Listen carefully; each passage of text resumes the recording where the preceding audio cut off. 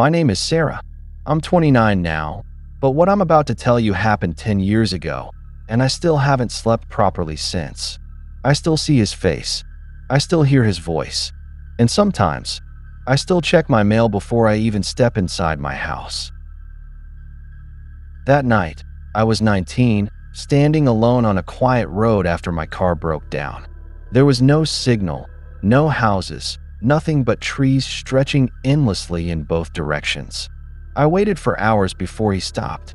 I remember feeling relieved when I saw his headlights, desperate enough to trust him without thinking twice. He rolled down the window, asked where I was going, and told me he could take me most of the way. He looked normal. That's the worst part. There was nothing about him that warned me. So I got in. For the first few minutes, everything felt fine. The road was quiet. The radio played softly, and he barely spoke. But slowly, something started to feel wrong. The road he took wasn't leading toward town. When I pointed it out, he smiled and said it was a shortcut. Then I tried the door. It didn't open. I felt it immediately. That cold, sinking feeling in your chest when your body understands something before your mind does. I tried to stay calm.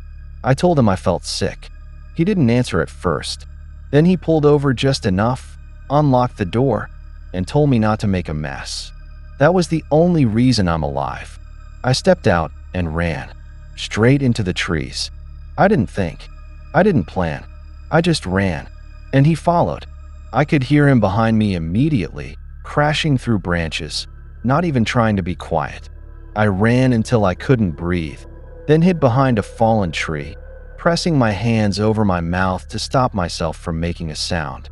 For a moment, everything went quiet, and then I heard him walking, slowly, not searching blindly, like he already knew where I was. I stayed there too long. When I tried to move again, he was suddenly right there. I didn't even see him coming. He grabbed me, hard, his hand over my mouth, dragging me back through the trees. I remember the smell of his jacket, the sound of my own heartbeat, and the way he kept whispering that I shouldn't have run. I fought. I don't even remember how. I just remember biting, kicking, anything to get free. At some point, I slipped from his grip and fell hard against the ground. Something sharp cut deep into my leg. I couldn't stand properly, but I still ran. I don't know how I managed it, but I ran anyway, limping, falling, getting back up. And for some reason, he didn't rush after me. He followed, slowly, like he knew I wouldn't get far. I hit again, and this time, I didn't move. Not for hours. I listened to him walking, circling, sometimes close enough that I could hear him breathing, sometimes far enough that I thought he had left. But he hadn't. He was waiting. I stayed there until morning. When the light finally came through the trees, everything was silent. He was gone. I made it back to the road hours later, bleeding, barely able to walk. The police searched for days. They never found him. No tracks. No car. Nothing. It was like he disappeared. For 10 years, I tried to move on, but I never really did. I still wake up in the middle of the night, convinced I can hear footsteps outside. I still check every lock twice. I still avoid empty roads. And last week, something happened that made me realize it never ended. I got a letter. No return address. Just my name, written neatly on the front. I almost threw it away, but something about it felt wrong. I opened it. Inside, there was only one piece of paper, and one sentence, written carefully, like he took his time. It said, "I told you not to run." I read it 3 times. My hands were shaking so badly I almost dropped it. 10 years, and I had finally started to convince myself it was over, that I survived, that I got away. But the truth is, I never did. I don't sleep properly anymore. I can't.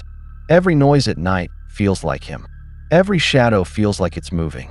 I check my doors, my windows, over and over again.